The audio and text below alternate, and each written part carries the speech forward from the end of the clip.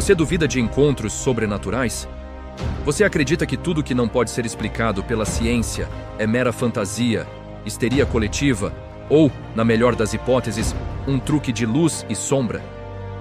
Se a sua resposta foi sim, ou mesmo se você guarda uma ponta de ceticismo, eu peço que me acompanhe nesta jornada. Porque hoje vamos mergulhar em histórias que desafiam a lógica que persistem através das gerações e que para muitos são a prova inegável de que há muito mais entre o céu e a terra do que a nossa vã filosofia pode conceber. Prepare-se, pois o que você está prestes a ouvir pode mudar a sua percepção do mundo. Nossa primeira parada nos leva a um lugar onde a dor e o desespero se infiltraram nas próprias paredes. O sanatório Waverly Hills, em Kentucky, Estados Unidos. Construído no início do século XX como um hospital para pacientes com tuberculose, Waverly Hills rapidamente se tornou um símbolo da luta contra a peste branca. Estima-se que dezenas de milhares de pessoas encontraram seu fim aqui, num período em que a medicina ainda engatinhava na busca por uma cura eficaz. A morte era uma presença constante, um visitante tão rotineiro quanto as enfermeiras e os médicos. Imagine o cenário: corredores frios e estéreis, o cheiro pungente de desinfetante e doença, o som constante da tosse, gemidos e, para muitos, o silêncio final.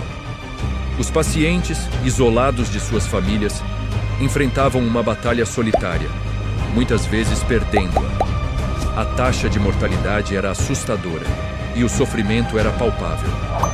Para lidar com o fluxo incessante de corpos, Waverly Hills construiu um túnel da morte, ou corpo-chute.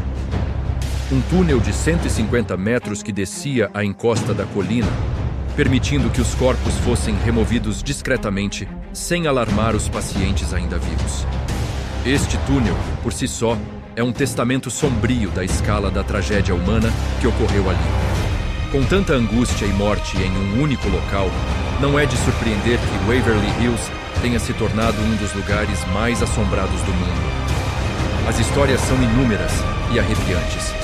Visitantes e investigadores paranormais relatam ouvir vozes desencarnadas ecoando pelos corredores vazios, muitas vezes chamando nomes ou sussurrando pedidos de ajuda. Risadas infantis são ouvidas em áreas onde não há crianças. E figuras sombrias são vistas espreitando nas sombras. Um dos relatos mais famosos vem do quarto 502. Conta-se que uma enfermeira-chefe chamada Mary Hillenburg cometeu suicídio ali em 1928, enforcando-se. Outra enfermeira teria pulado de uma janela no mesmo quarto anos depois. Muitos acreditam que o espírito de Mary, e talvez outros, permanece preso no quarto 502. Pessoas relatam sentir uma frieza inexplicável ao entrar no quarto, ouvir vozes em tons ameaçadores e ver a silhueta de uma mulher na janela. Alguns chegam a sentir-se empurrados ou tocados por mãos invisíveis. Outro espírito notório é o de uma menininha chamada Timmy, que supostamente brinca no quarto andar. Visitantes frequentemente deixam bolas e outros brinquedos, e é comum que eles sejam movidos ou que se ouçam sons de brincadeiras infantis. Há também a história de um homem chamado The Creeper, uma figura sombria que rasteja pelo chão, e de um zelador que foi encontrado morto em um dos quartos, supostamente emparedado. A energia em Waverly Hills é tão intensa que muitos investigadores paranormais o consideram um epicentro de atividade sobrenatural. Equipamentos eletrônicos falham inexplicavelmente, baterias descarregam rapidamente e fenômenos de voz eletrônica, EVPs, são capturados com regularidade assombrosa. As paredes de Waverly Hills parecem ter absorvido a dor, o medo e a desesperança de seus antigos habitantes. E agora, esses ecos persistem, manifestando-se de formas que desafiam qualquer explicação racional. Um lugar que nos força a confrontar a questão: o que acontece com a energia de uma vida quando ela se esvai em tal sofrimento? Será que ela simplesmente desaparece? Ou será que fica para trás em busca de um descanso que nunca chega? Mas se a dor é um catalisador para assombrações, o que dizer de uma obsessão tão profunda que molda uma casa inteira em um labirinto para espíritos? Deixamos os corredores gélidos de Waverly Hills e nos dirigimos para a ensolarada Califórnia, para a lendária Winchester Mystery House. Esta mansão vitoriana em San José não é apenas uma casa. É um monumento à paranoia, ao luto e, para muitos, à influência inegável do além. A história começa com Sarah Winchester, a herdeira da vasta fortuna da Winchester Repeating Arms Company, famosa por seus rifles que ganharam a alcunha de a arma que conquistou o Oeste. Após a morte de sua filha Anne, em 1866, e de seu marido William Wirt Winchester, em 1881, Sarah ficou devastada. Uma médium em Boston teria dito a Sarah que sua família estava amaldiçoada pelos espíritos de todas as pessoas mortas pelas armas Winchester. A médium a aconselhou a se mudar para o Oeste e construir uma casa para si e para os espíritos, e que a construção nunca deveria parar, pois se parasse, ela também morreria. Acreditando plenamente nesta profecia, Sarah se mudou para São José e comprou uma fazenda em 1886. Pelos próximos 38 anos, até o dia de sua morte em 1922, a construção na casa de Sarah Winchester nunca parou. 24 horas por dia, 7 dias por semana, uma equipe de carpinteiros trabalhava incansavelmente, adicionando quartos, torres, escadas e passagens secretas sem nenhum plano arquitetônico mestre. O resultado é uma casa que desafia a lógica e a arquitetura convencional. A Winchester Mystery House é um labirinto de 160 quartos, com escadas que levam a tetos, portas que se abrem para paredes sólidas, janelas que dão para outros cômodos e chaminés que não chegam a lugar nenhum. Há portas de armário que revelam paredes de tijolos, escadas com degraus em alturas diferentes e corredores tão estreitos que mal se passa. A casa possui 47 lareiras, 13 banheiros e, supostamente, 13 escadas. O número 13, considerado de azar por muitos, era uma obsessão para Sarah, aparecendo em diversos detalhes da casa. Sarah acreditava que a casa era um santuário para os espíritos das vítimas dos rifles Winchester e que a construção contínua os manteria satisfeitos e a ela viva. Ela supostamente conduzia sessões espíritas em uma sala secreta da casa todas as noites, buscando orientação dos espíritos sobre a próxima fase da construção. Os trabalhadores recebiam instruções vagas, resultando na arquitetura caótica e enigmática que vemos hoje. Mas as assombrações? Elas são tão parte da casa quanto a própria Sarah. Inúmeros visitantes e funcionários relatam encontros com o inexplicável. Pessoas veem figuras sombrias nos corredores, ouvem vozes sussurrantes e passos quando não há ninguém por perto. Maçanetas giram sozinhas, luzes acendem e apagam, e portas se abrem e fecham sem explicação. Há relatos de um zelador, supostamente o espírito de um ex-funcionário de Sarah, chamado Clyde, que é visto empurrando um carrinho de mão ou trabalhando na casa. Os visitantes frequentemente sentem calafrios inexplicáveis, pontos frios e a sensação de estar sendo observados. A cama de Sarah Winchester, em seu quarto pessoal, é um ponto de intensa atividade. Muitos relatam sentir uma presença forte ali, e alguns afirmam ter visto a própria Sarah. A casa tem uma energia tão única que até mesmo os mais céticos são forçados a admitir que há algo de profundamente estranho e cativante nela. A Winchester Mystery House não é apenas um lugar assombrado. É um testemunho físico de uma mente perturbada pela crença no sobrenatural. Um memorial construído para apaziguar o que ela acreditava serem os espíritos vingativos de suas vítimas. É um lembrete vívido de como a linha entre a sanidade e a obsessão pode se tornar tênue quando a tragédia e a crença se entrelaçam. Mas o que é uma maldição? É a ira de um espírito vingativo? Um decreto proferido por uma alma atormentada que se manifesta através do tempo e das gerações? Ou é meramente uma série de coincidências trágicas, unidas pela nossa tendência humana de buscar padrões e significados onde talvez não haja nenhum? A verdade é que as maldições, assim como as assombrações, têm um poder inegável sobre a psique humana. Elas nos fascinam e nos aterrorizam, nos forçando a considerar a possibilidade de que o destino pode ser mais do que apenas uma série de escolhas aleatórias. Uma das maldições mais famosas e debatidas da história moderna é a chamada Maldição Kennedy. A família Kennedy, uma das dinastias políticas mais proeminentes e poderosas dos Estados Unidos, parece ter sido perseguida por uma série de tragédias inacreditáveis e prematuras que se estenderam por décadas. Para muitos, a escala e a frequência desses infortúnios transcendem a mera coincidência, apontando para uma força mais sombria em ação. A saga começa com Joseph P. Kennedy Sr. e Rosie Fitzgerald Kennedy, os patriarcas da família. Eles tiveram 9 filhos, e a vida de muitos deles foi marcada por uma sucessão de desastres. O primeiro a perecer foi Joseph P. Kennedy Jr., o filho mais velho e a esperança política da família.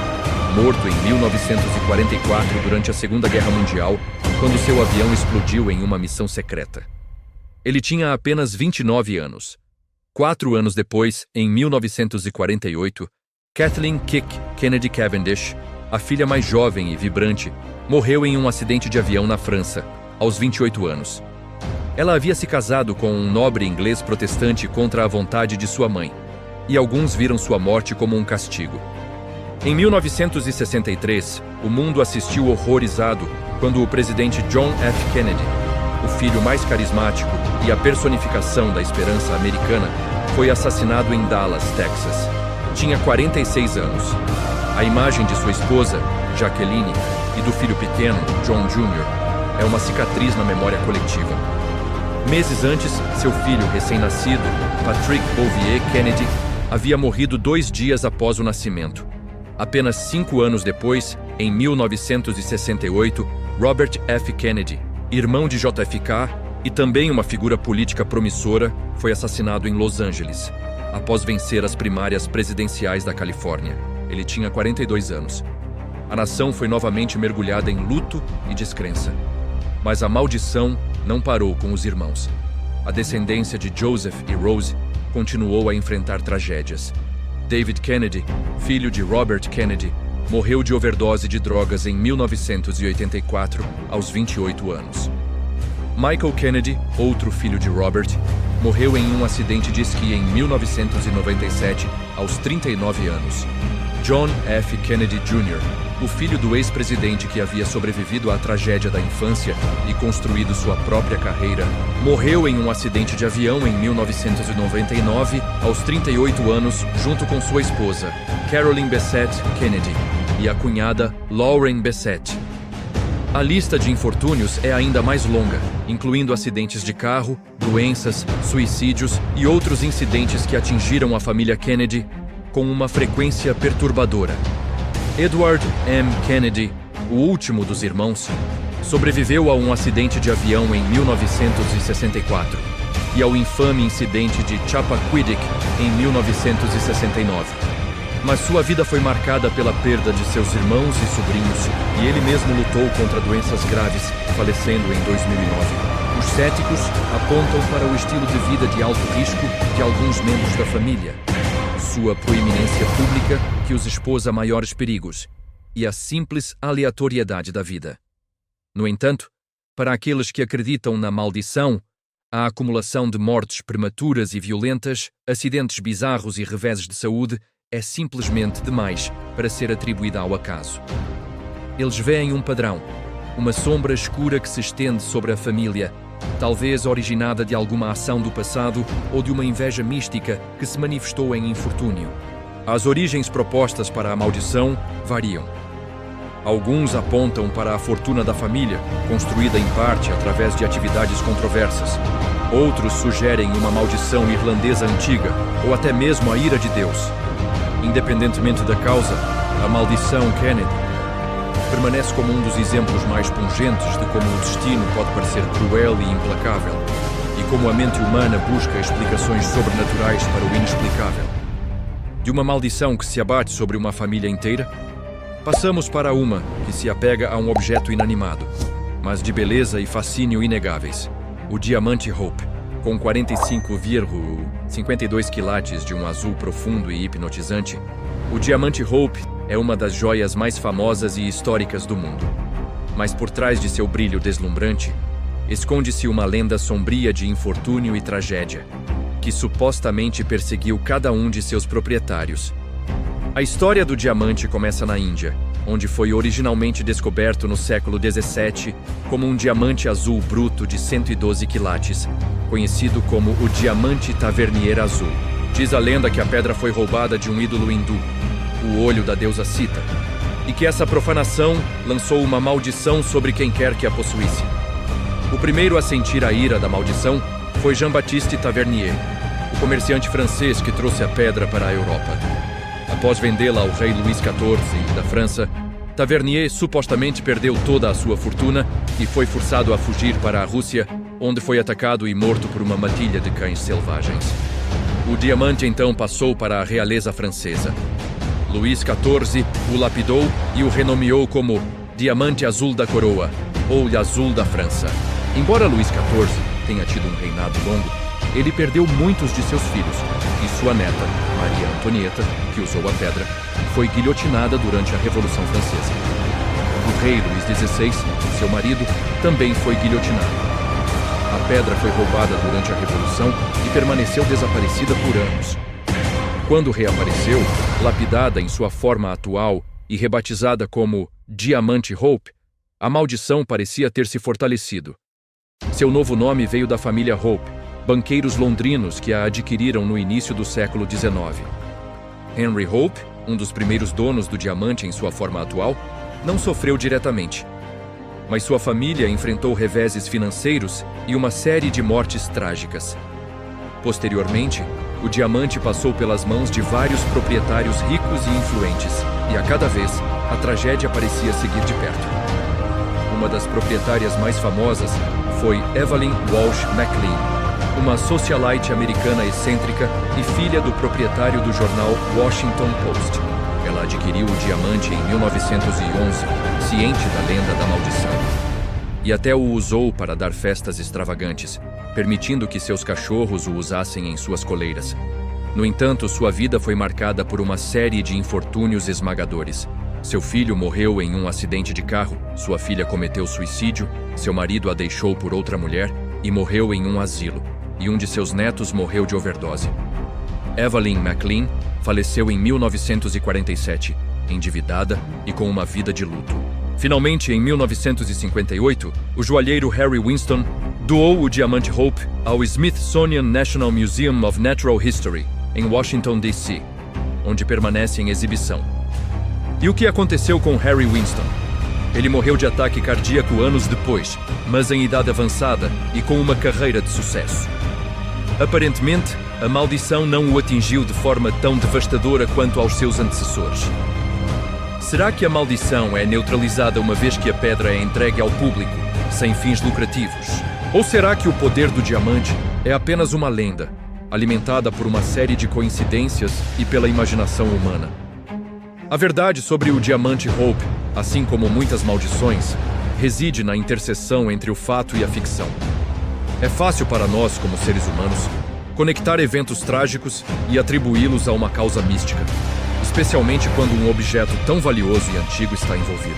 No entanto, a persistência dessas histórias, a forma como elas ecoam através do tempo e a crença de tantas pessoas nos força a perguntar: será que há realmente uma força invisível, uma energia negativa que se apega a certos objetos e locais, manifestando-se como infortúnio para aqueles que se atrevem a possuí-los? O diamante Hope, com seu brilho enigmático, continua a ser um testemunho silencioso para essa pergunta. Um lembrete de que a beleza pode, às vezes, vir com um preço terrível. Em todos esses relatos, de Waverly Hills, a família Kennedy e ao diamante Hope, somos confrontados com o inexplicável. E é exatamente nesse ponto que o ceticismo entra em jogo. Para cada história de uma aparição fantasmagórica ou de uma série de infortúnios atribuídos a uma maldição, há uma explicação racional que busca desmascarar o mistério. Os céticos argumentam que a mente humana é mestre em encontrar padrões onde não existem, em interpretar ruídos e sombras como algo sobrenatural e em atribuir significado a coincidências. A ciência busca explicações lógicas para os fenômenos. No caso de Waverly Hills, por exemplo, a acústica do antigo sanatório pode amplificar e distorcer sons, criando a ilusão de vozes. Flutuações de temperatura podem ser atribuídas a correntes de ar ou problemas estruturais, não a presenças fantasmagóricas. A pareidolia, a tendência de perceber formas reconhecíveis em estímulos ambíguos, pode fazer com que sombras pareçam figuras humanas. Além disso, a sugestão e a expectativa desempenham um papel enorme. Se você entra em um lugar com a expectativa de ver fantasmas, é mais provável que sua mente preencha as lacunas e interprete estímulos ambíguos como evidência paranormal. Em relação às maldições, a explicação cética é ainda mais direta: coincidência e viés de confirmação. A vida é inerentemente imprevisível e cheia de tragédias.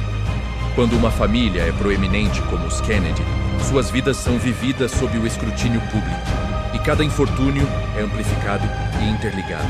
Se a família fosse anônima, esses eventos seriam apenas parte da tragédia humana comum. A mente humana tende a lembrar e dar mais peso aos eventos que se encaixam em uma narrativa pré-existente, a maldição, enquanto ignora ou minimiza aqueles que não se encaixam. A maldição do diamante Hope? É fácil argumentar que pessoas que possuem joias tão valiosas já vivem vidas de alto risco, seja por inveja, crime ou simplesmente por estarem em posições de poder e influência que naturalmente atraem problemas. Além disso, a vida de pessoas ricas e poderosas, como Evelyn Walsh McLean, é frequentemente cheia de dramas e tragédias, independentemente de possuírem um diamante. No entanto, o ceticismo, por mais válido que seja, muitas vezes falha em capturar a totalidade da experiência humana. Por que essas histórias persistem? Porque tantas pessoas, incluindo aquelas que se consideram racionais e equilibradas, relatam experiências que desafiam a explicação. Não se trata apenas de medo ou superstição. Há algo intrínseco à nossa natureza que nos atrai para o mistério, para a possibilidade de que o universo seja mais complexo e maravilhoso do que nossos modelos científicos atuais podem explicar.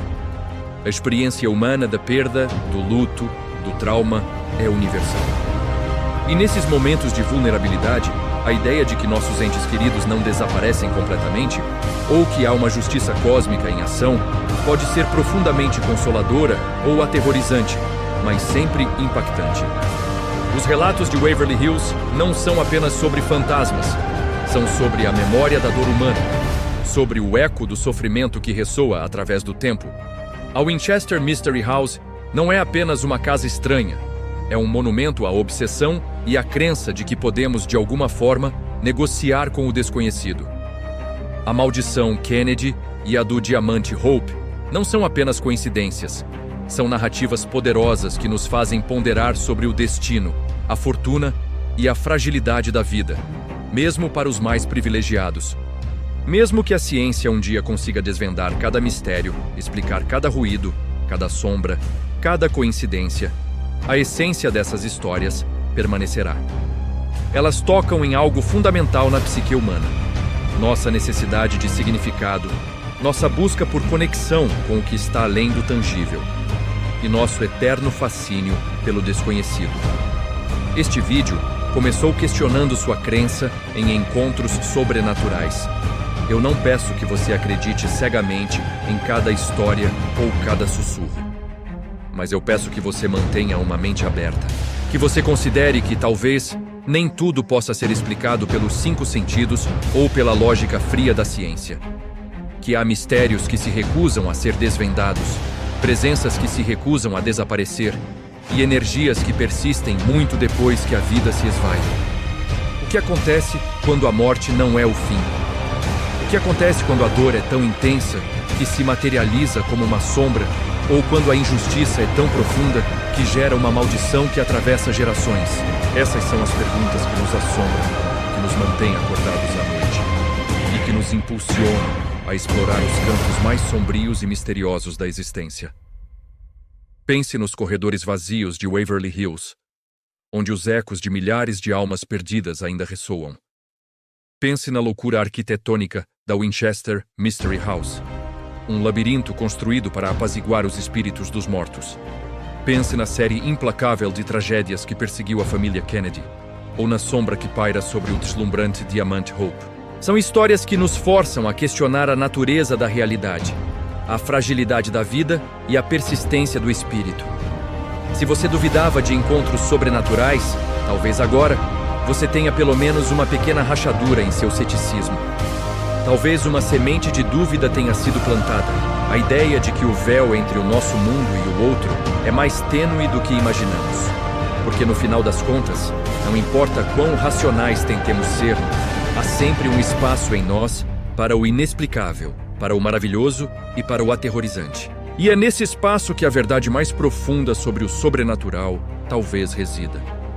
Se você se sentiu intrigado, arrepiado ou simplesmente fascinado por essas histórias, por favor, deixe seu like e inscreva-se no canal para não perder nossos próximos mergulhos no desconhecido. Compartilhe suas próprias experiências ou opiniões nos comentários abaixo. E lembre-se, os mistérios não se revelam facilmente, mas estão sempre lá, esperando por aqueles que ousam procurar.